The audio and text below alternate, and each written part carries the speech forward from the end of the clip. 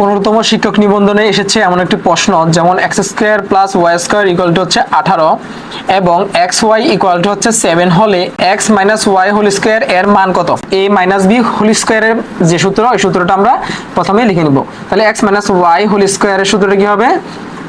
X square minus 2xy plus কত? Y square. তাহলে আমরা এখানে প্রথমে কি করব? এখানে হচ্ছে এই এক্স থাকবে, আর এটা জাস্ট সাজিয়ে লিখবো, ওয়াই স্কোয়ারটাকে সামনে লিখে নিয়ে আসবো। তাহলে ওয়াই স্কোয়ার, আর এবার এখানে থাকে কি? এখানে থাকে minus 2xy, x square plus y square, এটার মান কত? এটার মান হচ্ছে কত? 18। তাহলে আমরা এখানে মানটা 18 বসিয়ে দিব, মাইনাস 2xy, তাহলে 2টা রেখে দিব। আর এই xy এর মান কত? এই xy এর মান হচ্ছে 7, তাহলে এখানে 7টা রেখে দিব। তাহলে 18 রেখে দিব, মাইনাস 7 আর 2 গুণ করলে হয় কত?